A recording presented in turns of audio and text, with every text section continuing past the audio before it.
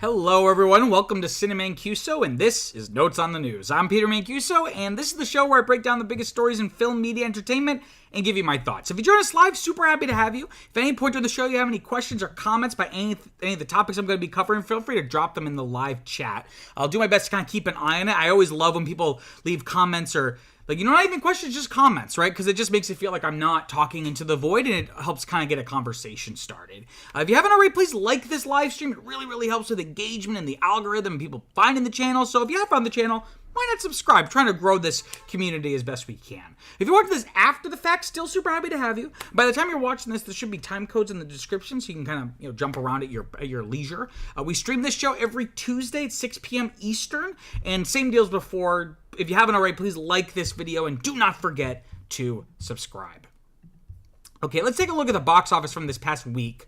Total domestic box office was a little under 196 million, which was a 5% drop, which I was surprised to see, right? So, the previous week had a really, really strong showing with Sinners having like a big bump and Minecraft still being out and Revenge of the Sith was its first weekend and its re-release last week. So it makes sense that it's around the same, but you would think with a big Marvel movie, but this is, I think, indicative or reflects the state of Marvel that, this was like the only new movie. And maybe that was why, because it's like really the only new movie except for, as you see at the very, very bottom at number 10, Hit, the Third Case, is a Bollywood film, barely squeaked in, made under $1 million. But again, like with most of these kind of films, it is made well more than double its budget internationally, particularly in India. So, anything it makes here is more just icing on the cake, right? But Thunderbolts, I'm surprised the week as a whole didn't have a bigger, it wasn't even a growth from last week. It's technically, even if it's only 5%, it's technically down, right? But Thunderbolt did open at number 1, Thunderbolts Asterisk. I've not seen the movie, but I know the spoiler of what the asterisk is. I won't spoil it now, but actually, I will, because they're spoiling it now in marketing, like with like posters and billboards. It's because they're actually the new Avengers by the end of the movie, supposedly. So, not supposedly, but reportedly from people who have seen the movie. So that's what the asterisk is for, right? It's like a spoiler or like a little foreshadowing. And it seems to be getting pretty good reaction, right? Again, take all this with a grain of salt because, comparing it to Marvel's more recent output over the last couple years or even 5 years, it's been like kind of middling. So, I think seeing a movie that from based off what people are saying about it, who saw it, to see a movie that is like competently made, that has characters and semi-good performances, people are like, it's Citizen Kane, right? So it's very good response from critics. Audiences seem to really like it. Made a little more than 74 million, which was within the projections, though a little bit on the lower side, just below my target. I put it around 77. And worldwide, it's about 160.5 million off of a $180 million budget. So not a flop by any stretch of the imagination. So I think it'll really depend on that second week drop. And considering how much people are I don't want to say how much they're talking about it, but how much people seem to like this movie, I'm pretty confident that it's not going to have a disastrous second week drop. I'm not saying it's gonna hold like some of these other movies have, or something like Sinners, which had like a bump, if I'm not mistaken, right? It's not gonna have that, but I think it's gonna hold enough where it's going to, in the long run, be eventually a profitable movie. I'm also considering, sidebar, of starting to develop discuss projected total domestic box office using my own trend lines and formulas and stuff. So comment below and let me know if that's something you would be interested in hearing me. Once a movie comes out and we see the opening, try to project okay, here's how much it's gonna make total for its entire domestic run. Looking here at some other films, Sinners is still here, of course, but dropped from first to second place now in its third week, right? overwhelmingly positive response from both critics and audiences. Brought in about $56-57 million. Again, for an original movie led by primarily black cast. That this is so great to see, right? Again, it only had a 25% drop, which is pretty strong in general. And let's not forget it had like a 57% jump last week, right? So this, I think I talked about last week how it had crossed that initial budget number threshold, but it still had yet to double, I think.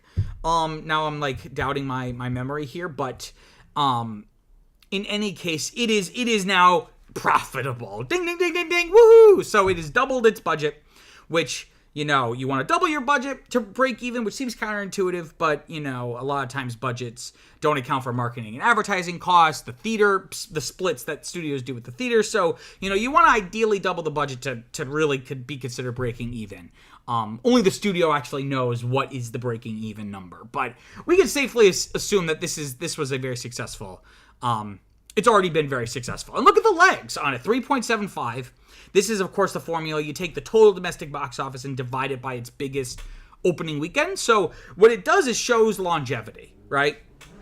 So a higher number shows that it's not just like a flash in the pan. It opens really big and then has this huge precipitous drop. It's really holding, and it really speaks to how good word of mouth really can help a film, sometimes even save a film, but it doesn't seem like Sinners really needed that much saving. Though I know there was a little bit of concern when it first opened, that it opened pretty well, but considering its cost, it was a little concerning. So it is whew, they can breathe a sigh of relief. We also have a Minecraft movie dropping from second to third place. Again, critics have not liked this, but audiences seem to really dig it. Pretty big drop, though, in its fifth week. But again, it's its fifth week, right? And it's still not only in the top 10, but the top 5 still. So it really does speak to the power of the brand and like the meme factor and how memes can really propel a film to box office success. Because if you look at, we were talking about Sinners being a profitable movie. Look at Minecraft here. It cost $150 million to make. Has grossed almost $875 million. Like I don't know if it's gonna get there, but like we're knocking on the door of $1 billion, right? Which would be very exciting to see for if you are the filmmakers of a Minecraft movie. But again, I've heard nothing but really bad things from like actual film goers, not just like teenagers and people who just really like the brand of and most people, it's not really clicking with them. But it's clicking with enough people for people to keep going back and back and back, right? Looking here, again, we have a lot of stuff that's continuing now into its second week, like The Accountant 2, which critics liked pretty well, audiences really liked. Only a 32% drop. Again, that's not awful for a second week, right? Still a negative return, but hopefully that kind of turns around for this, but it'll really depend on how well it's able to hold week to week to week. And next week, and we'll talk about this, next week doesn't really have any big new things opening, which is really going to help this top 5, right? But once we start moving into May and then June, it's really going to get crowded. Not only crowded with a lot of stuff, but a lot of big stuff. So, I'm still, the jury's still out on the profitability of The Accountant 2, right? We also still have Revenge of the Sith, the re-release of the 2005 classic, the film that made me want to make movies. It dropped from 3rd to 5th place now. Pretty big drop, but that's to be expected, considering that it's like a re-release, and everyone who really wanted to go probably went last week, and I would imagine there was probably a big theater reduction, that it was really, in a lot of ways, it really was a one-weekend event that's still hanging around in certain theaters. But again, it's one of those things that it's really about keeping the brand alive and capitalizing on this kind of prequel revisionism that's taken place over the last, I would say, decade or so. As my generation grows up, and starts YouTube channels and talks about the movies that they liked growing up, and that includes the Star Wars prequels, right? So any money it makes is really just icing on the cake. Though I think this run actually has pushed the film's total worldwide box office past 900 million. I was surprised to see it's not at $1 billion, but I guess that makes sense because, again, it's not something that's been widely or frequently re-released. I think this is the first time it's in theaters since its original run in 2005, right? Also in its second week, Until Dawn, holding its 6th place spot, just barely right out of the top 5. Always a bridesmaid, never a bride. Critics did not like this movie. Audiences were really lukewarm about it, but it held pretty well at a negative, a 20% drop. And if you look at the percent return, it's profitable. How does that happen? I think it if I'm not mistaken, it really didn't, because what did it open at?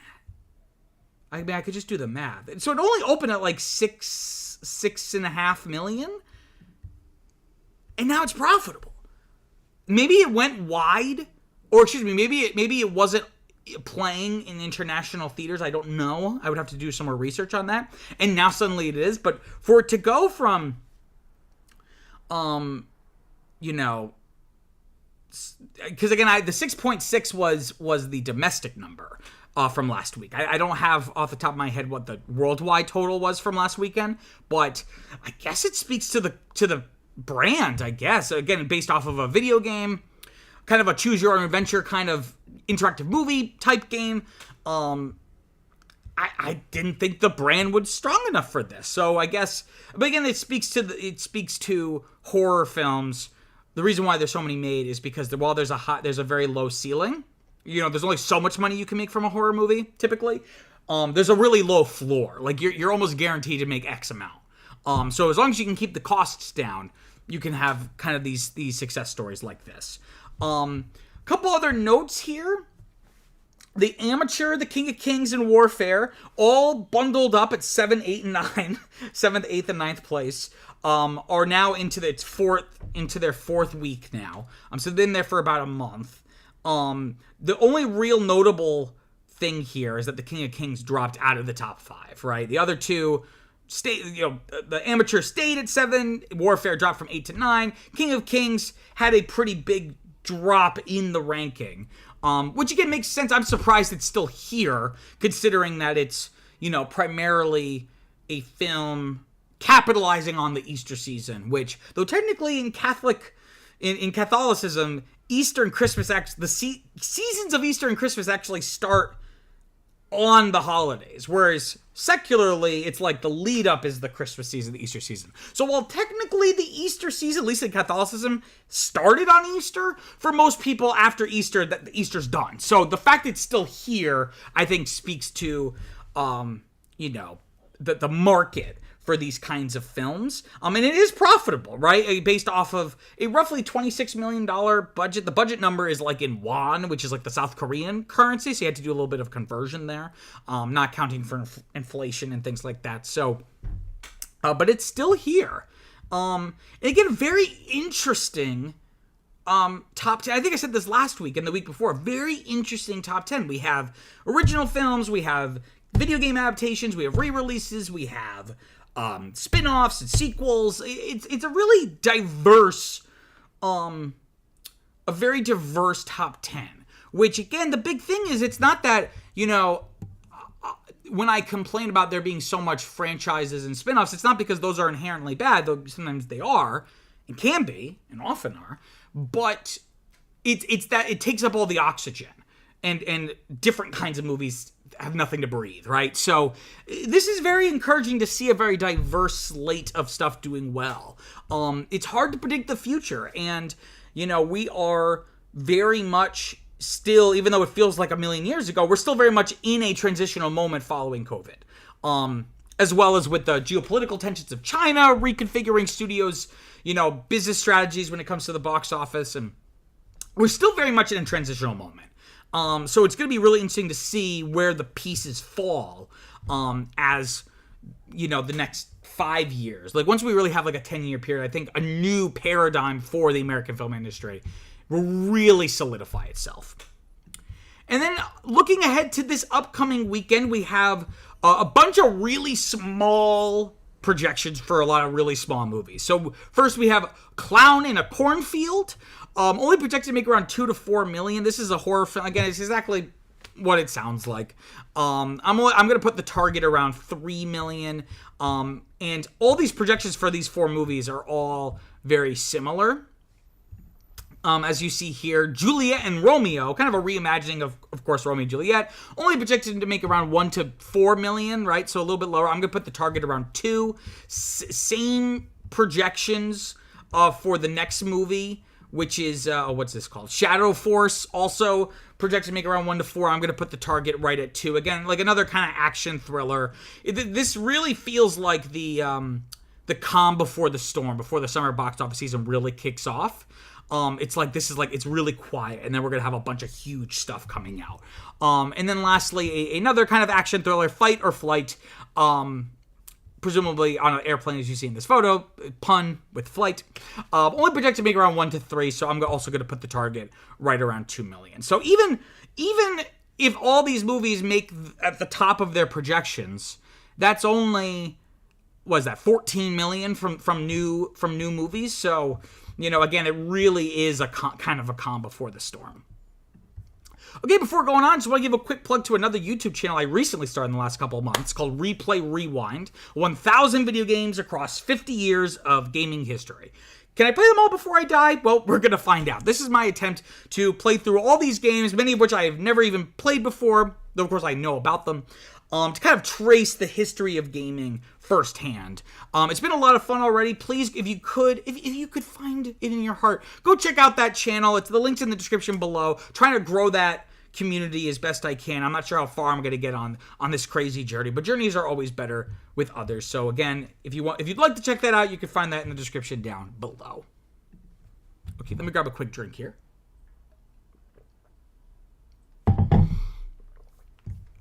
Okay. Let's talk about story number 1. So Fortnite is set to return to the iOS App Store, Apple's App Store, in the United States following a judge's ruling. This was from Judge Yvonne Gonzalez-Rogers in a pretty lengthy pull quote I have here, kind of combining different parts of her ruling. I'd like to kind of read this little bit because I think it really communicates the legal system's perspective on this. She wrote, quote, "Apple's continued attempts to interfere with competition will not be tolerated. This is an injunction, not a negotiation. There are no do-overs once a party willfully disregards a court order. Time is of the essence. The court will not tolerate further delays. As previously ordered, Apple will not impede competition. The court enjoins Apple from implementing its new anti-competitive acts to avoid compliance with the injunction. Effective immediately, Apple will no longer impede developers' ability to communicate with users, nor will they levy or impose a new commission on off-app purchases," end quote. Apple, of course, rejects this kind of reading of events, saying, quote, "We strongly disagree with the decision. We will comply with the court's order and we will appeal," end quote. Basically, more or less saying, we don't agree with this, but our hands are tied, so we'll follow it, but we're not happy about it and we're going to push back on it and make an appeal. So this is all related to the antitrust lawsuit that was filed by Epic Games, right? Of course, the creators of Fortnite. In their lawsuit, they claimed that Apple was being anti-competitive or stifling competition with the way its App Store works, right? Particularly the way it would take a cut of any in-app purchases, even for like a free app like Fortnite, because Fortnite's free to play, right? Sometimes the cut that they would take would be as high as 30%, which, okay, whatever. But within capitalism, you're supposed to be able to go, okay, if I don't like the fact that they're taking 30%, I should have another option, another app store I can go to for iPhone users. But other app stores, like Epic's own Epic Games Store, other app stores aren't allowed on iPhones. It's a closed system, right? So it's, if it walks like a duck and quacks like a duck and looks like a duck, it's a duck, right? This is clearly anti-competitive, monopolistic behavior from Apple, right?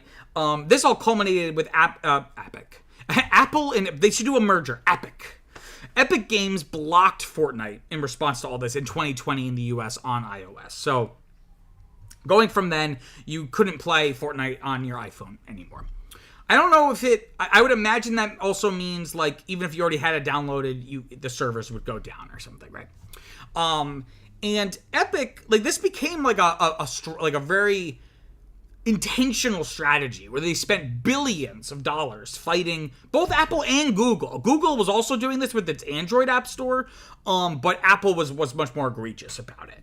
And I think Tim Sweeney, who's like the CEO, the co-founder and CEO of Epic Games, said that, you know, it's a very, like I said, it's a very intentional strategy, because it'll be worth in the long run if we win, despite all the billions of dollars. There's more money to be made if we can convince the government that this is illegal monopolistic activity.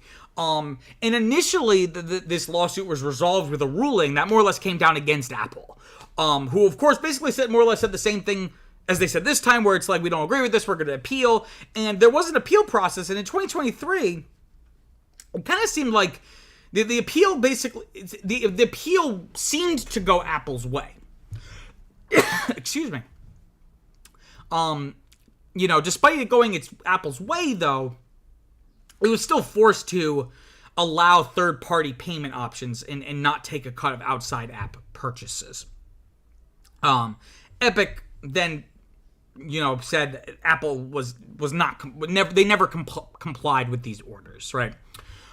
Which is how we ended up with this ruling, where, you know, judges, you know, especially in modern American life, like, we really are starting to view judges as very political, and that's almost me saying they haven't been political. They've always been political. Like, I should make that clear, but the more explicitly or transparently political. But regardless of a judge's political worldview, what they don't like are actors, either individuals or companies, flagrantly disregarding legal rulings. So that's how you have that really scathing condemnation in Judge, what was her name? Rogers. Her ruling, really basically saying, Apple, you need to actually comply with this. And the fact that you haven't been complying is of itself a problem, right? And this series of events does reflect a larger antitrust movement, both in the United States and around the world. Particularly more around the world now that Trump is backing, because of course this really started under Joe Biden's presidency, but this has already been in full force in Europe. This really aggressive antitrust action, particularly against, like, tech companies. You're seeing a lot with social media companies like Meta, and now you're also seeing with Apple. And I have a quote here from Tim Sweeney, again, the CEO of Epic Games, saying, quote, in response to this news, or this ruling, Apple's 15 to 30% junk fees are now just as dead here in the United States of America as they are in Europe under the Digital Markets Act. Unlawful here, unlawful there, end quote. So kind of pointing to the fact that this has already kind of been implemented in Europe, right? And again, this is all stems from Apple's attempt to monopolistically and in a anti-competitive fashion, it's their attempt to maintain control of the App Store economic ecosystem, right? The App Store has often been described as like a toll booth, right? You know, it in relative terms, it's very little work, but you just keep collecting the revenue, right? Because as a toll works, right? You know, unless you want to go some weird backwards way, or sometimes there isn't even another way to go. You know, you gotta go through the toll, and that's money that the toll owner can just kind of passively collect, right? And Apple's, you know, this isn't just like bad and kind of a slap on the wrist, a bad Apple, for not only doing this, but then like ignoring the court's order to stop doing it. Apple's recalcitrance, I always forget how to say this word. Their stubbornness, maybe is a more easily said word, Peter, it could very well lead to criminal contempt proceedings, right? With Rogers, the Judge Rogers also saying, quote, Apple willfully chose not to comply with this court's injunction. It did so with the express intent to create new anti-competitive barriers, which would, by design and in effect, maintain a valued revenue stream previously found to be anti-competitive. That it thought this court would tolerate such insubordination was a gross miscalculation. As always, the cover-up made it worse, end quote. So again, really not holding back at all in saying, again, the legal system in the United States, in particular specific judges, they do not take kindly to, again, insubordination in this way. And I have another quote here from Tim Sweeney saying, quote, we will return Fortnite to the U.S. I/O next week. Epic puts forth a peace proposal. If Apple extends the court's friction-free, Apple tax-free framework worldwide, we'll return Fortnite to the App Store worldwide and drop current and future litigation on the topic, end quote. So it's kind of a mischaracterization to say who's the good guy and who's the bad guy here, because they're both mega corporations and they're both bad and evil. But within this framework here, Epic Games is really in the right in that, they now to be fair, they have their own app store, right? So they're not just concerned buyers who want another option. They are both, potential customers of an app store as well as the proprietor of an app store, right? So, take that with a grain of salt, but the philosophy behind their argument is rings true, that it's not fair, at least within the confines of what we have determined to be fair within 20th century and then later 21st century capitalism. It's not fair that we have to give you a cut of all this, essentially pay this toll, and we have zero other options. That's just not fair. Or better yet, consumers don't have any other option. They're not allowed to install any other kind of app stores. This is ultimately a big win for consumer choice when it comes to tech, right? Which has often skirted around certain antitrust rules because it's so different from traditional companies and products. And again, this could be a huge game changer for both, not only game developers, just app developers in general, right? These smaller guys who didn't necessarily have the resources to challenge Apple the way Epic Games could, and again, make an intentional strategy of spending billions of dollars in the hope that they win this case.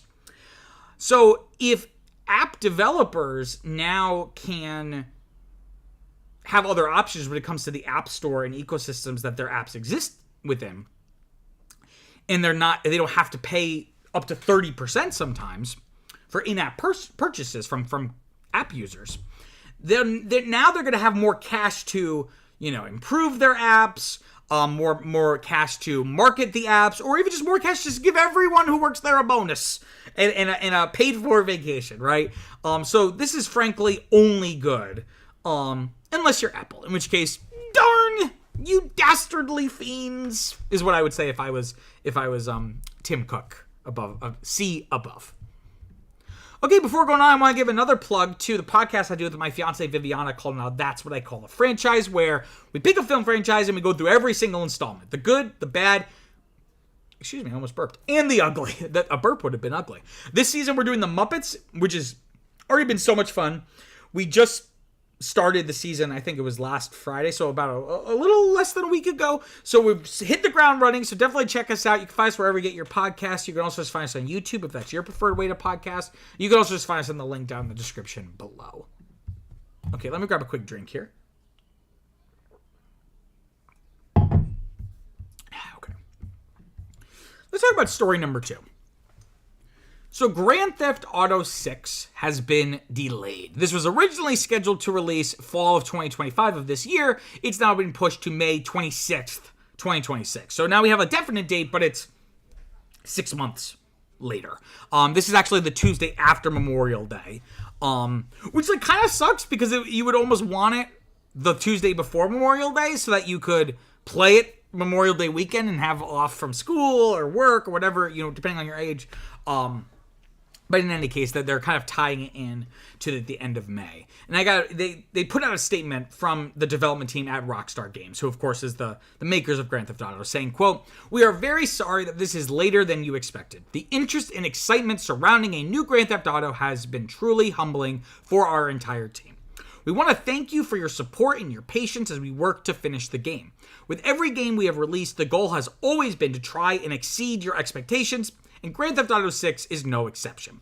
We hope you understand that we need this extra time to deliver at the level of quality you expect and deserve. We look forward to sharing more information with you soon." End quote. So again, pretty standard kind of mea culpa. But again, this all kind of makes sense. Rockstar Games' parent company, Take-Two, its stock dropped about 8% on this news. Though they did support the decision. And I got a quote here from the head of Take-Two, Strauss Zelnick, saying, quote, "We support fully Rockstar Games taking additional time to realize their creative vision for Grand Theft Auto 6, which promises to be a groundbreaking blockbuster entertainment experience that exceeds audience expectations. While we take the movement of our title seriously and appreciate the vast and deep global anticipation of Grand Theft Auto 6, we remain steadfast in our commitment to excellence, period. As we continue to release our phenomenal pipeline, we expect to deliver a multi-year period of growth in our business and enhanced value for our shareholders." End quote. So a little bit of background on the Grand Theft Auto series. It's one of the biggest in terms of success, but also just one of the most iconic video game series. I feel like whenever people who aren't gamers or into gaming at all talk about gaming, they're usually talking about how it's bad for people, especially children. And then corollary to that, Grand Theft Auto comes up immediately, right? So here's the Wikipedia description of the series. Quote, "Gameplay focuses on an open world where the player can complete missions to progress an overall story, as well as engage in various side activities. Most of the gameplay revolves around driving and shooting, with occasional role-playing and stealth elements." End quote. So it's really, I full disclosure, I've actually never played a Grand Theft Auto game. And by played, I mean, I think I've held a controller and played it, but I've never actually sat down and played Grand Theft Auto. The big appeal doesn't really seem to be the story or the missions. It's really just fucking around and just causing mayhem in whatever fictional city, the game is taking place in, right?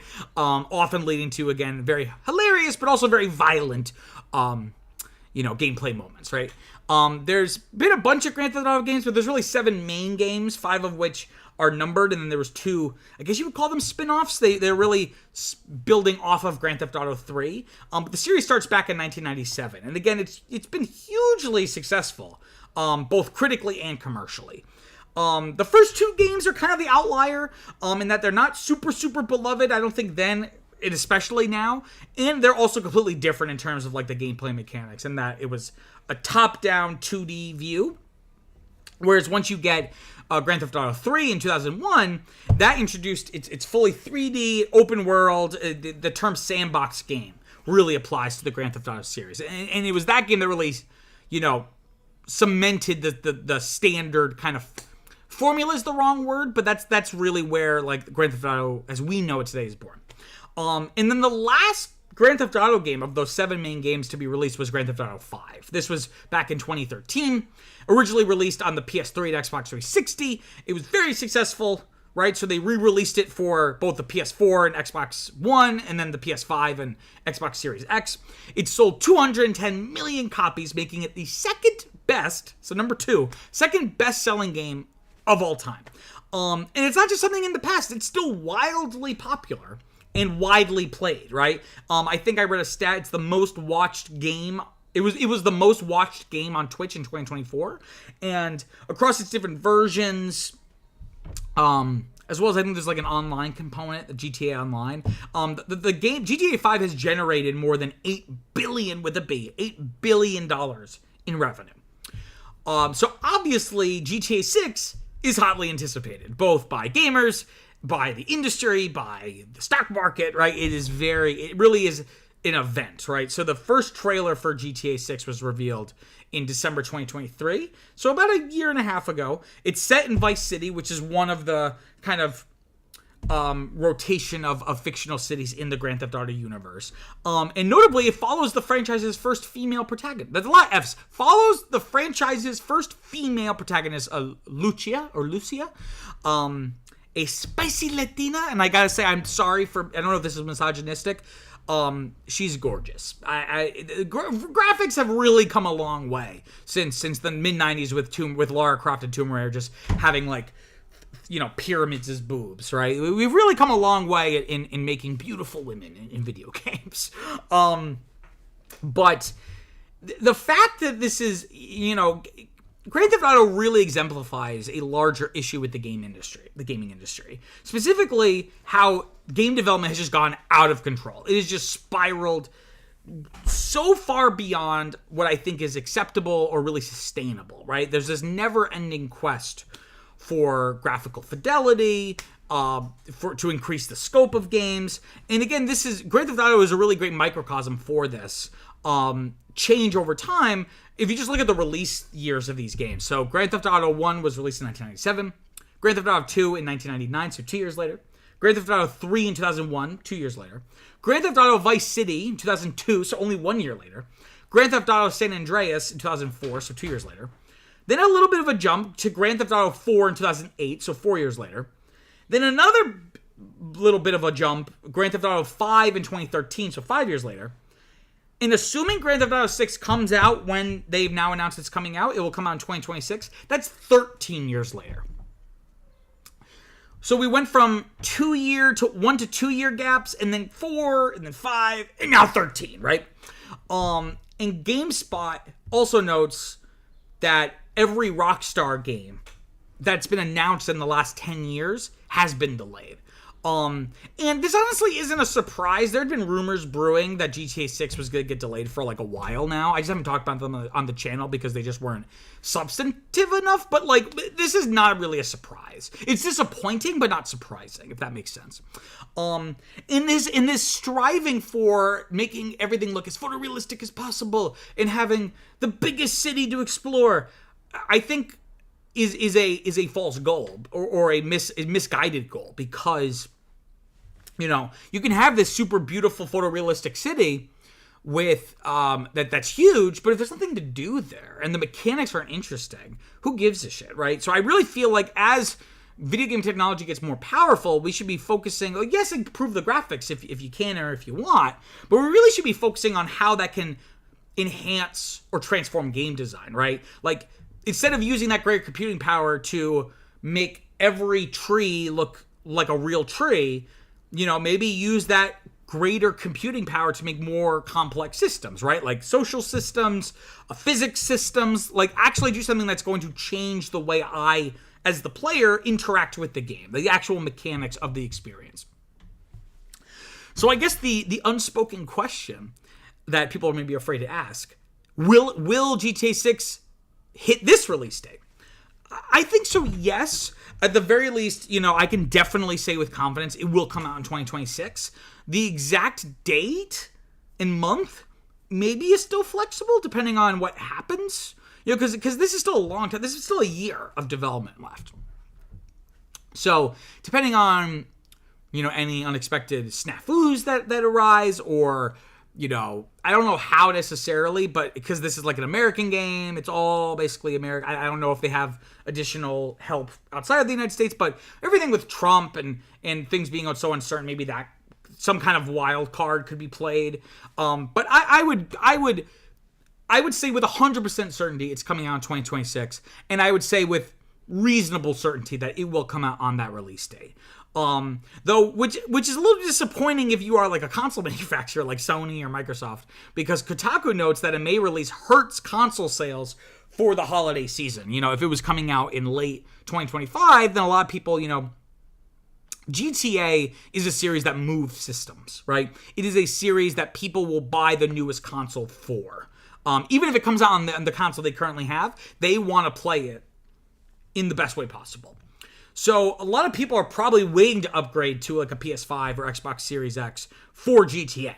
So, you know, I mean, that will still happen, but having it tied to like the later part of the year with the holiday season was going to be a big boon for the console manufacturers. That boon is no longer viable. Unless it gets delayed again to fall 2026, in which case that problem will be solved.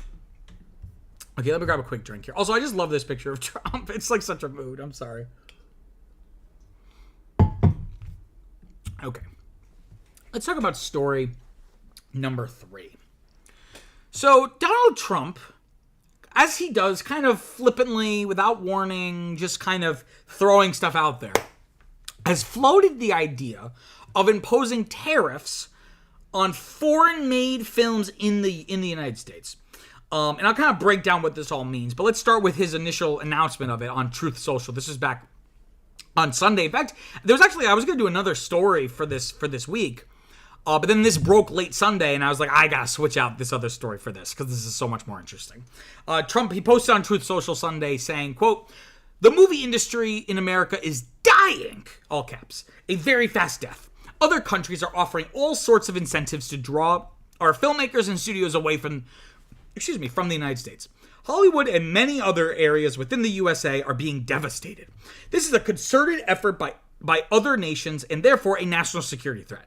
It is, in addition to everything else, messaging and propaganda, ! Therefore, I am authorizing the Department of Commerce and the United States Trade Representative to immediately begin the process of instituting a 100% tariff on any and all movies coming into our country that are produced in foreign lands. And then in all caps, we want movies made in America again! ! End quote. Also, the fact he calls it foreign lands. Like, is this the 19th century? Foreign lands. Anyway, he then further elaborated on this when speaking to reporters from C-SPAN, saying, quote, "What they've done is other nations have been stealing the movie-making capabilities from the United States. I've done some very strong research over the past week, and we're making..." I doubted. I'm sorry, John. I'm sorry, Donald. "I've done some very strong research over the past week, and we're making very few movies now. Hollywood is being destroyed. Now, you have a grossly incompetent governor that allowed that to happen, so I'm not just blaming other nations, but other nations have stolen our movie industry." Of course, he's referring to Gavin Newsom, governor of California. "If they're not willing to make a movie inside the United States, then we should have a tariff on movies that come in. And not only that, governments are actually giving big money. They're supporting them financially. That's sort of a threat to our country, in a sense." End quote. So he's really using this argument of like, it's a national security threat, which, like, movies are my life. Entertainment industry is my life. It is not an industry that is crucial for national security that we shore up our domestic production of, right? Not to say that it wouldn't be good, but this is not really the fight that should be getting picked, right? Of course, this is part of Trump's larger tariff push. Again, just a very quick crash course on tariffs. They're essentially taxes paid by an importer for an imported good. So if I'm importing, chairs, I run a furniture store and I'm importing chairs from China, I have to pay a tariff because I'm not buying an American chair. I'm importing it, right? Though technically the tax is paid by the importer, the cost is often passed on to the consumer. So a lot of economists are very skeptical on the efficacy. Even the more conservative economists are very skeptical of the efficacy of tariffs as a strategy in general, but especially in this historical economic moment. Of course, Trump didn't give a shit. He began this massive tariff campaign in early April that threw both the American economy and the world economy into chaos, and it's unclear what Trump's motives are in doing this. And there's really 3 options.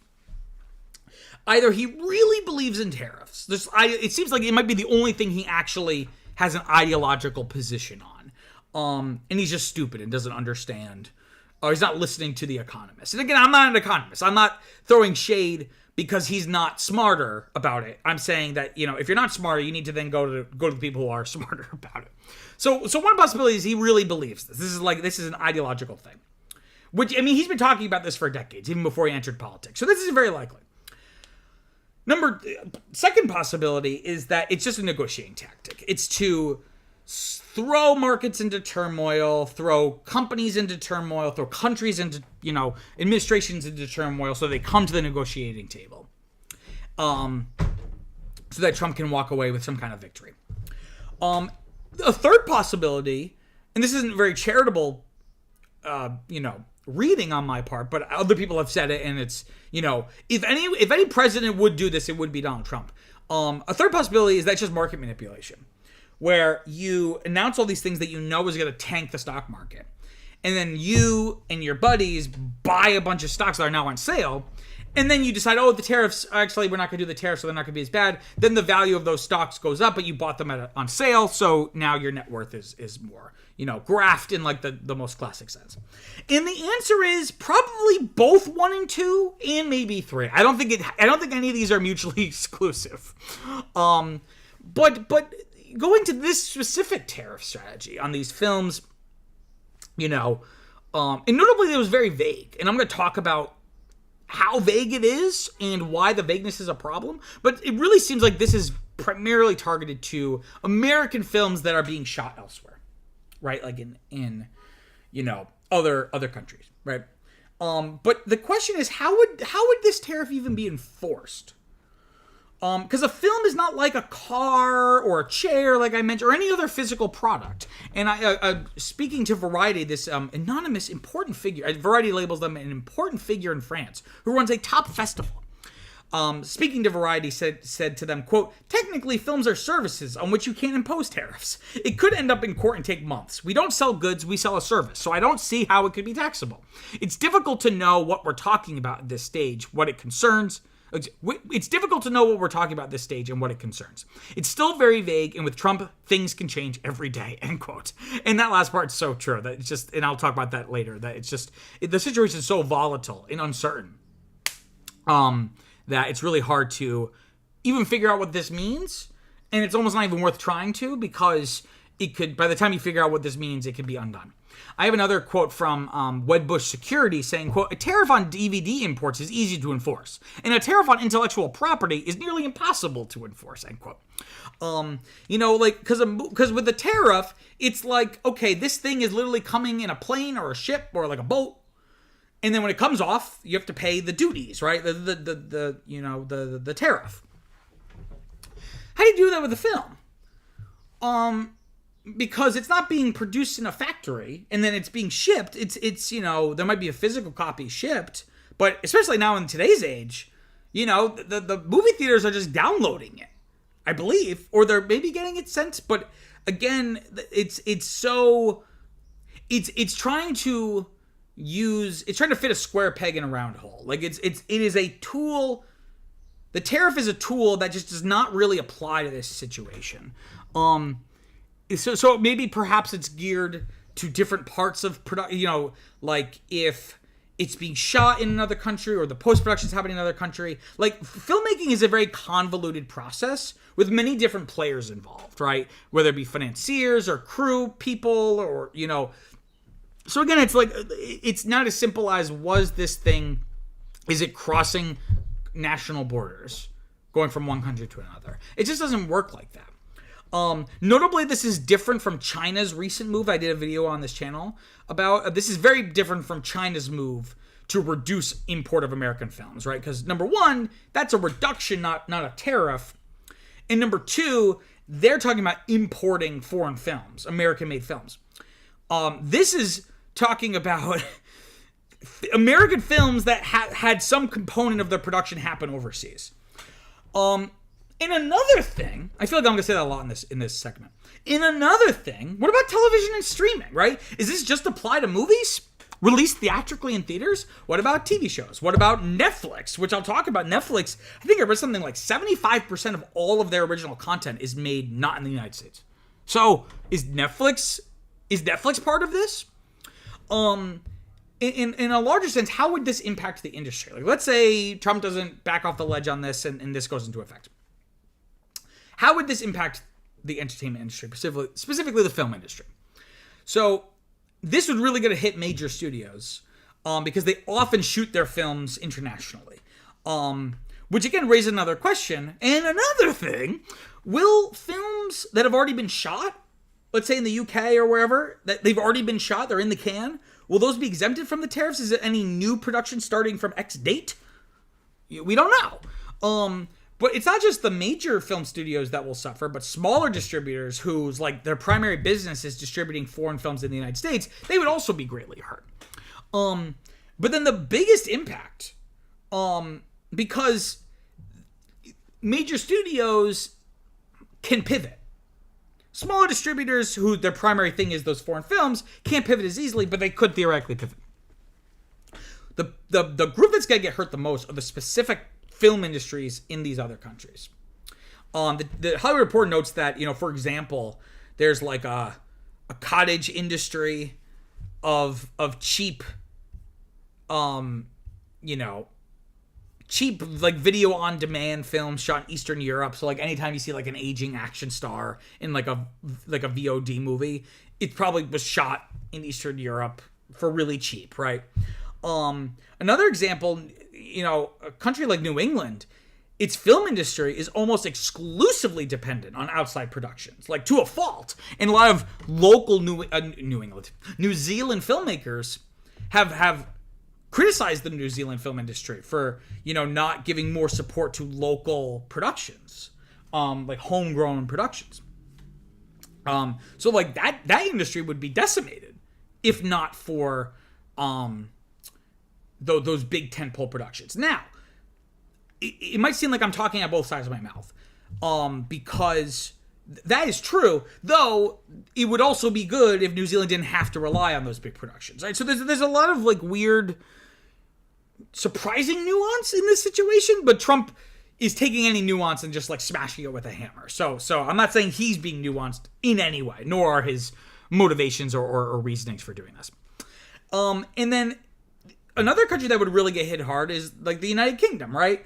And there's a quote here from an anonymous UK producer who spoke to Variety saying, quote, "This makes no sense. It implies that a US film is meant to shoot in the US. But the Harry Potter films, Lord of the Rings, Schindler's List, Mission Impossible, Gladiator, Avatar, and so many more are US films that shot overseas for obvious reasons. Do these films have to shoot in the US from now on? It's an absurd announcement with no meaning nor understanding of storytelling or creative impulses," end quote. And that's such a good point. Like, a car, I mean, this is debatable, right? But in the most common sense framing, a car is not an artistic expression in the way that a film is, right? So, a film, if your story takes place in a certain place, you might want to go to that place, right? And I have a quote here from someone who's not anonymous. People actually growing some balls and saying something. A producer, Randy Greenberg, said, quote, "Putting a tariff on movie shot outside the U.S. will increase the cost of shooting, and the studios will lobby the exhibitors to raise ticket prices, and then the audience will skip the theater, and then ... well, you see where this is going," end quote. So, like with a lot of discussions around Trump's overall tariff plan, in theory, okay, that would be good if we had more domestic production of these different things. But what will most likely happen is that it'll just become more expensive, and consumers will just stop buying it or buying as much of it.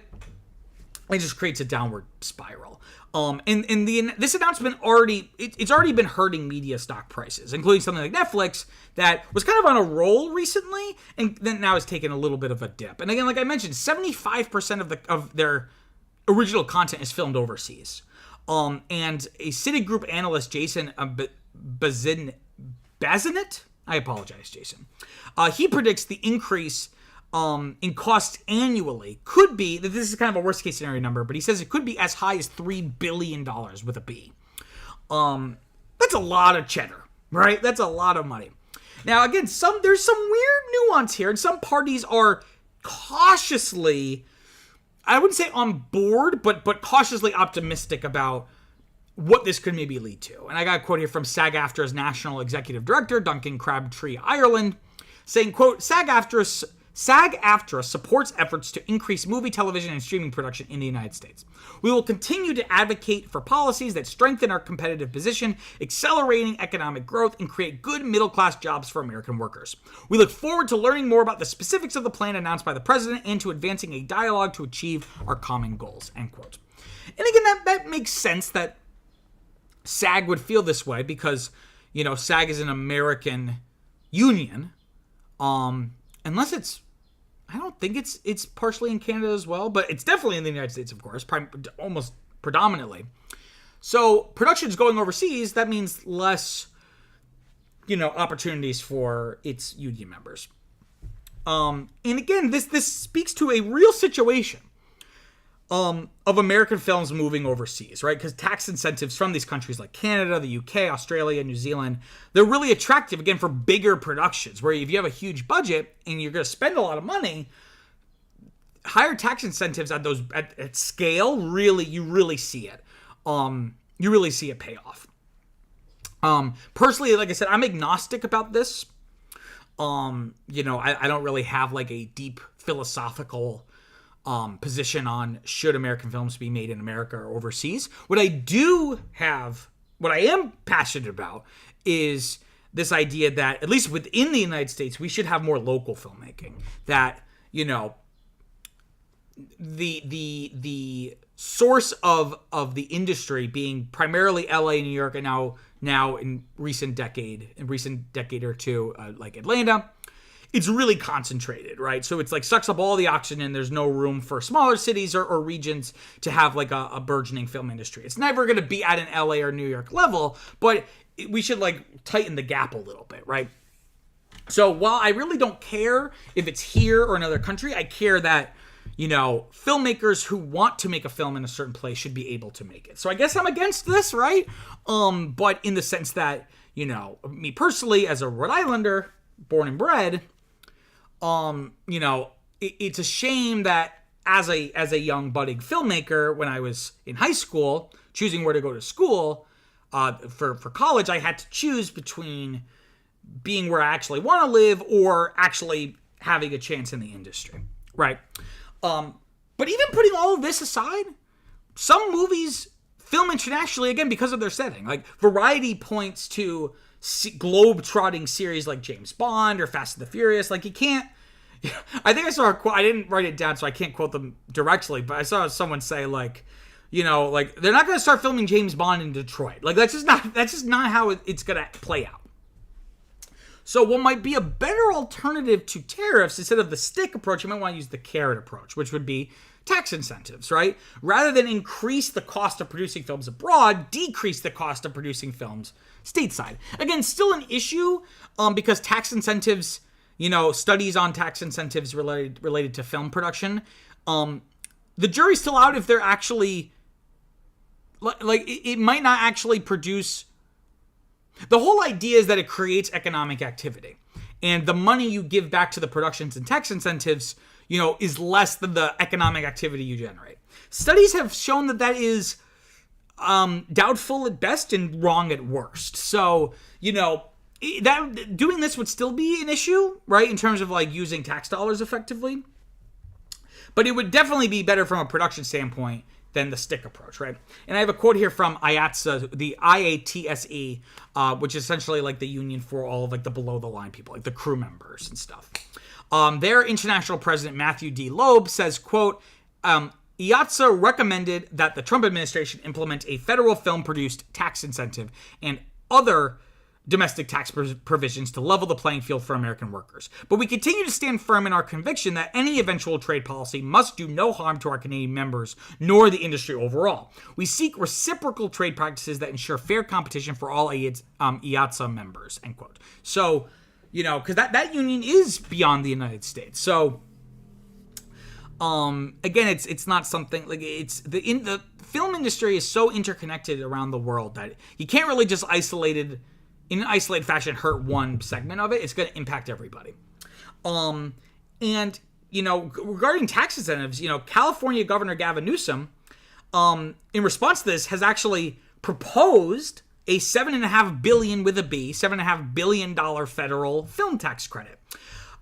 This proposal might be more of a challenge to Trump, like, rather than like a sincere proposal. But it would definitely help his state, of course, California, since so much production has been leaving California for international or even intranational alternatives, like other cities in the United States. I actually did a whole video about Gavin Newsom's attempt to increase the tax incentive for California. But a federal tax incentive for film productions would be the first of its kind in the United States, at least that I'm aware of. And Newsom kind of proposing this, said, quote, California built the film industry, and we're ready to bring even more jobs home. We've proven what strong state incentives can do. Now it's time for a real federal partnership to make America film again, end quote. So again, I'm not against this on principle, because, again, it would be cool to have more tax incentives, especially on a federal level, because then you wouldn't be so locked to a specific region, like LA or New York. But again, this whole thing about potential tariffs on these films, it could all just be bluster, right? As we see time and time again, it could very well be that Trump decided this was important on a whim, and then he could very well forget about it or just not care anymore in a week. Reportedly, this idea was suggested by John Voight, who's one of 3 of special ambassadors to Hollywood that Trump appointed. The other 2 are Mel Gibson and Sylvester Stallone. But also the fact that this plan was so vague, and the fact he's just singled out film and didn't include television, is telling of how much thought went into this policy. As much thought as always goes into these policy proposals. He probably was just thinking, we need to make more movies here, but he didn't think about, that's like a common sense sentence. You need to think like film production, media production, on-screen content. Like, you have to actually think like what it would actually encompass. And again, there was so much vagueness to it. It didn't mention if this would include films. Would it just include American films that had part of its production done overseas, or would it include films of foreign origin, just like a French film, wholesale, that's being played in an AMC or something, right? And then we're already starting to see them kind of backpedal a little. The White House put out a statement on Monday saying, quote, although no final decisions on foreign film tariffs have been made, the administration is exploring all options to deliver on President Trump's directive to safeguard our country's national and economic security while making Hollywood great again, end quote. And then furthermore, Trump, when he was speaking with some reporters, said, quote, I'm not looking to hurt the industry. I want to help the industry. We're going to meet with the industry. I want to make sure they're happy with it because we're all about jobs, end quote. So again, even if this doesn't happen, I think the damage is done. Like with so many other things about the tariff situation, is that it creates uncertainty and volatility. And what do people do? What do economic actors do when their outlook is uncertain? Is you just stop spending as much, right? So if anything, this is just going to hurt the international film industry at large. Even if he decides literally tomorrow, oh, actually, no, we're not going to do this at all. Like, we're not even going to reduce the percentage. Just, we're not doing it at all. The damage is kind of done. Not like this, like catastrophic, but it's going to take a toll, even if nothing even happens. Because it just shows how, uncertain things are. So if a major studio is like, oh, should we film it in the United States or we should film it overseas? They might just go, let's just reduce the number of films we're making. Which is already a problem. We're already reducing the amount of films studios are making anyway. So it's going to do is hurt the American film industry. Okay, just want to give another plug to another YouTube channel I have called Peter Squared, where I cover topics related to film, media, entertainment in a more structured video essay format. The video I have up right now is called A Closer Look at Frozen, where, you guessed it, I take a closer look at the Disney film Frozen, taking a look at what went right, what went wrong, and everything between using these cartoon versions of myself. It's a lot of fun to make. Hopefully it's a lot of fun to watch. Go comment and let me know why you disagree with everything I said. You can find the link to that in the description down below. Okay, let's talk about story number 4, but let me just grab a quick drink. More Trump. Trump. Okay. Let's talk about story number 4. So Donald Trump has signed an executive order to, quote, cease federal funding for NPR and PBS, end quote. It attacks the two organizations as, quote unquote, radical woke propaganda disguised as news, end quote. And the executive order reads, quote, government funding of news media in this environment is not only outdated and unnecessary, but corrosive to the appearance of journalistic independence. At the very least, Americans have the right to expect that if their tax dollars fund public broadcasting at all, they fund only fair, accurate, unbiased, and nonpartisan news coverage, end quote. Which sounds great in theory, but the issue is that those two networks are fair, accurate, unbiased, and nonpartisan. And The Verge notes a major hypocrisy with the White House since they recently started the White House Wire, which is a White House news outlet that's basically just a Trump MAGA mouthpiece, right? The goal is to not only cut off direct federal funding, but also identify any indirect federal funding sources. I got a quote here from Paula Kerger, who's the president and CEO of PBS, who, as you can imagine, was not happy about this, saying, quote, "The president's blatantly unlawful executive order issued in the middle of the night threatens our ability to serve the American public with educational programming as we have for the past 50 plus years. We are currently exploring all options to allow PBS to continue to serve our member stations and all Americans," end quote. And I have another quote here from a statement put out by the CPB, the Corporation for Public Broadcasting, which we'll talk about a little bit more in a bit, saying, quote, "Congress directly authorized and funded CPB to be a private, nonprofit corporation wholly independent of the federal government.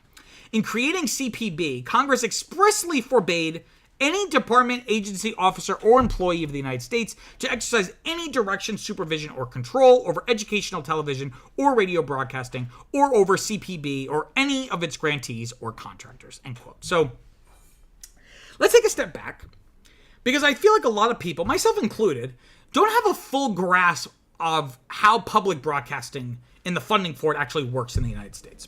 Because a lot of people just think it is the government owns and operates a TV channel and radio organization, which isn't quite true, right? So there's really three parties here that I've mentioned. So there's the Corporation for Public Broadcasting, the CPB. This was formed in 1967, created by Congress. It's a nonprofit corporation, and its primary role is to oversee, it's an oversight body for public broadcasting. And the way it works is that Congress appropriates federal funds for CPB, and then CPB then distributes those funds to larger organizations like PBS and NPR, as well as like smaller local public broadcasting stations. And again, the goal or the parameters is that it's meant to go to objective, nonpartisan news organizations, right? So that's CPB. Then you have PBS, which actually was a replacement for another public television channel that was created around the same time as the CPB, but PBS didn't actually form until 1969. It's a nonprofit membership organization. So basically it's made up of these members, and the members are local public television stations, and PBS is technically owned by the members, by those stations. And what PBS, the larger organization, does is that it produces and then distributes the programming to the member stations in kind of this. So that's where the indirect funding comes, where PBS might get some money directly from CPB, but then it might also get the money for licensing a certain program to a local station, but the local station is paying for it using federal funds from CPB. So it's all interconnected, right? So that's PBS. And then you have NPR, which again also replaced a predecessor, but technically didn't really form until 1971, a nonprofit media organization. But unlike PBS, which is owned by its members, NPR is supported by member stations via dues, right? And in return, NPR provides, like similar to PBS, it provides content to those member stations. So that seems really complicated, right? But the funding for PBS and NPR, very little of it is actually coming from the federal government, right? They receive roughly $500 million collectively from the government, but again, that's a very small fraction. A plurality of the funds, I wouldn't say a majority, but a plurality of their funds come from corporate sponsors, right? So it's really not it's obviously a lot of money, but it's not really it's not as direct. Like, oh, like I paid $100 in taxes, $30 of that is going to PBS, and like that's a waste of my money. That's not how it works. And public news broadcasting, like PBS and NPR, have been a target of Trump's for years now, and the right wing of American politics for even longer, right? Debates about defunding public broadcasting go back to even Richard Nixon, while public broadcasting was basically only just a couple years old. I feel like every other election, it becomes a campaign issue of defunding PBS, and that is bad. But then kind of in a cringe way, Democrats will then be like, they're trying to get rid of Big Bird, which is true, but, you know, Sesame Street would still survive, even if they cut funding because again, it's such a small fraction of that. But again, it's really picked up again in the Trump era, especially in his second term now, with recent congressional Republicans holding a hearing with PBS and NPR, where they accused the networks of using taxpayer funds to, quote, push some of the most radical left positions, end quote. At the hearing, again, Kurger, the president and CEO of PBS, said, quote, PBS stations provide something that cannot be found on commercial networks. This is because PBS stations are focused on the needs and interests of the viewers they serve, especially in rural areas, end quote. So they're really making a point that our work is really important. We're not just doing this work and, we happen to have some money from the government, but we really are providing a different kind of product for Americans, right? Trump in April, so just like a month ago on Truth Social, said, quote, Republicans must defund and totally disassociate themselves from NPR and PBS. The radical left monsters that so badly hurt our country, exclamation point, end quote. And again, it's like, it's not, look, I'm a leftist. Right? So when I criticize both the Democrats and Republicans, I'm not coming at it from like this weird middle centrist thing. Like I am criticizing both, but very much from a place of the Democrats are really bad, but the Republicans are even worse, right? So let me just get that bias out there right now. So I'm not a big fan of like the major liberal, quote unquote, media news organizations because they reinforce the status quo. They're bought and paid for, right? So all this to say, right? But the really good reporting that those places do, and then by extension, places like PBS and NPR, you know, they're often labeled as like partisan, they have a left-leaning bias. It's not the fault of PBS and NPR if unbiased, objective, fact-based reporting tends to lean left. It's not their fault. It's just that the universe, like just moral clarity and facts lead to conclusions that could be seen as left-leaning. But that's not their fault. That's just, so if that's the conclusion, then the conclusion is, so maybe the right wing of the country is insane, right? Like at the end of the day, if true unbiased reporting leads to certain conclusions that are considered left-leaning, then maybe the people on the left maybe they're onto something, right? But again, it doesn't acquiesce or accommodate Trump nor his delusions and statements that he knows are not true. They're just lies, right? So this is why not just PBS and NPR, but again, CNN, NBC, anything that isn't really Fox. Even Fox, sometimes they get into trouble with him because they sometimes have a backbone and push back on his ridiculousness. This is why he deemed journalism and journalists the quote-unquote enemy of the people, right? I think that was like his first term, right? So I guess like the big question here, you know, Kurger said that this action was unlawful. Can Trump do this? Again, this was funding this was funding set by Congress. This was a law passed. So the president, theoretically, can't unilaterally revoke laws passed by Congress. The sitting president can veto a law, but if laws were passed before the sitting, they can't retroactively veto it. Like, I didn't like my predecessor didn't veto it, but he should have, so I'm going to. That's not how it works. Congress would have to repeal its own law, right? And I have a quote here from Richard H. Pildes, who's a professor of constitutional law at NYU School of Law, my alma mater, not the School of Law, but NYU, saying, quote, as a general matter, Congress controls the purse strings. The president does not have the power to refuse to spend money that Congress has appropriated for specific purposes, end quote. But again, like with so many things, I've talked about this on the channel before, a lot of law, not every law, but most laws only exist if they are enforced, right? Like, if Trump does this, it's not like the police just come and arrest you the way they would if you murdered someone, right?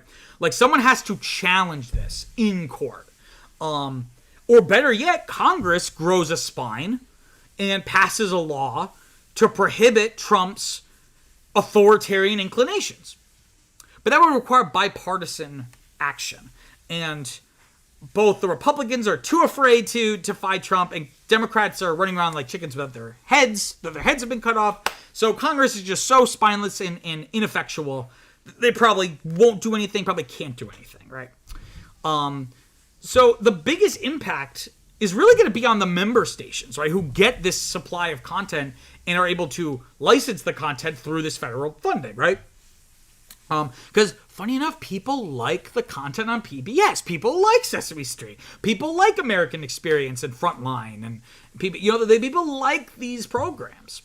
So like these member stations could fill it with others, their program with other stuff, but people like the old stuff, right?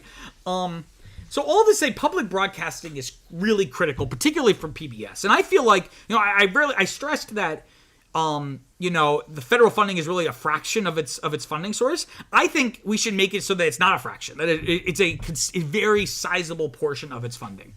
I was surprised to learn, because I did not grow up rich by any means, but I was very fortunate. My parent, I would say we were upper middle class, right? Living in the suburbs of Rhode Island, right? So not rich, especially because I went to a private Catholic high school my father worked at, so I was able to go for free. I was surrounded by a lot of people who were very much above me in the class hierarchy, right? Economic class, not high school classes, right? But that being said, I had a very comfortable life, right? So going to NYU, I was surprised to meet people who said, I had a really good friend who didn't have cable growing up. And I don't even think they really had access or reliable or like consistent access to like network television. So PBS was basically all they watched, up to being 18 and then leaving and going to college, right? So a surprising amount of people only really have access to PBS and its content.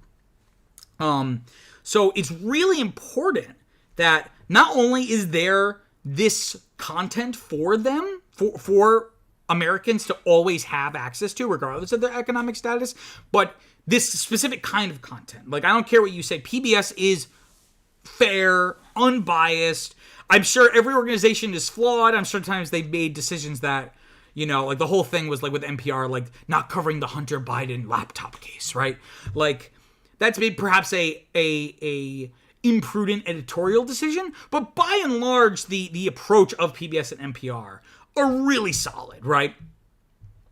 And just looking at specific programs, like I've said this before on this channel about Sesame Street. Sesame Street alone, by itself, for what it's done, because it was created to fill in the gaps of subpar inner city education for inner city children, predominantly black, right? In the 60s and 70s. That's why it was created. And it has done so much to raise, to improve the lives of our children in the United States.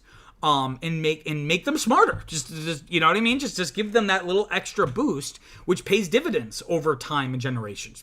So because of the Sesame Street alone is probably, this is a very bold claim, it's probably the greatest public investment in human history, rivaled perhaps only by like the interstate system. But I would argue Sesame Street is more important because Sesame Street enables people to grow up and be smarter so that they can build things like the interstate system.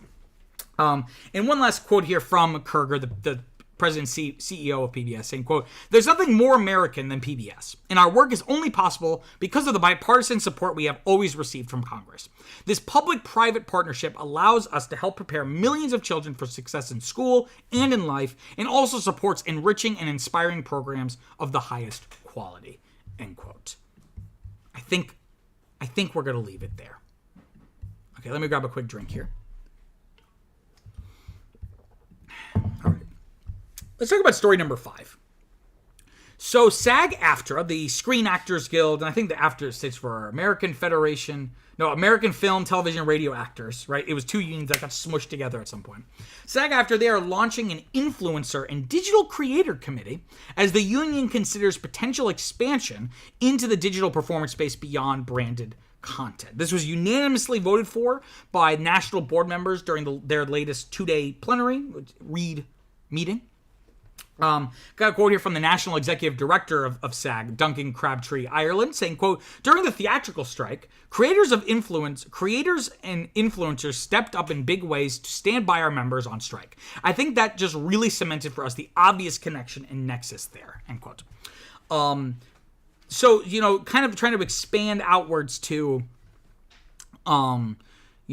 these kinds of media personalities. And, one of the people who's going to be kind of like heading this committee, Patrick Janelle, who's a New York-based travel and lifestyle influencer, he commented saying that he sees, quote, "a significant need to build standards for this multi-billion-dollar creator economy and an opportunity to create meaningful infrastructure and support for the talent who formed the foundation," end quote. He also went on to say, quote, "Together with our collective experiences and unique perspectives, we will build tangible tools, provide resources, and develop industry standards, creating meaningful support for creators who are at various stages in their careers," end quote. And again, like I kind of mentioned, this is part of a larger push for non-traditional on-screen personalities to be absorbed into the union, right? 2021 saw the introduction by SAG of an influencer agreement and waiver that paved the way for digital creators to join the union. Notably, though, that this framework only covered work in like the branded content space, not original creative content made for like YouTube or TikTok. When am I going to be invited to join SAG? I'm a media personality, kind of, right? Another quote here from Crabtree Ireland saying, quote, "It really became clear that if we're going to continue to expand, and especially outside of the branded content space, we needed to have a formal structure in the union so that members who do this work could come together and give us guidance and leadership," end quote. So overall, this makes a lot of sense on principle, though I am still confused on the application of this, right? On principle, I agree with all of this. I think every worker, every industry, they should be part of a union, right? We are stronger together. I think it's just fundamentally the relationship between employers and workers should involve a union where workers can collectively bargain with the employer, right? And not only that, but the Hollywood Report notes that being part of a union, the union could then lobby politicians on their behalf, on the behalf of influencers and creators, right? Though I guess I'm just confused. Okay, you're in this union. Who exactly are they negotiating with, right? Like I'm a YouTube creator. Who if I was in the union, who would I be negotiating with, right? Like, is it with YouTube and TikTok itself about like negotiating revenue sharing? Is it negotiating with like other YouTube channels where like you might do like a guest appearance on? That was kind of left unclear. And as you can see from all those quotes, it's very PR kind of press release-y. It'll be interesting to see once this really moves forward, like what the actual meat and potatoes is going to be of like how this is actually going to work in application. Okay, so one last plug before we wrap up. I just want to plug CinemaQ. So it's not just a YouTube channel. It started as and still is a Substack newsletter where we publish written reviews for new movies coming out. More recently, we've been getting reviews from my very good friend and contributor to CinemaQ, so Jacob Boblet, writing reviews again for new movies coming out. But I started doing it I think it was more than 3 years ago, so there's over 100 reviews up there. Really mean a lot for you to go check that out. You can find the link to that in the description below. You can also just go to your browser to keep it simple. You can go to your browser, type in cinemaQ.substack.com. Once again, thank you all so much for watching. If you haven't yet, please like this video. It really, really helps with engagement and the algorithm and people finding the channel. So if you have found the channel, why not subscribe? I'm trying to grow this community as best I can. It's kind of slowed a little bit, which is really demoralizing. So we gotta boost it up so I can maybe join SAG and then negotiate with YouTube over my 30 cents for revenue sharing. On that note, till next time, peace out.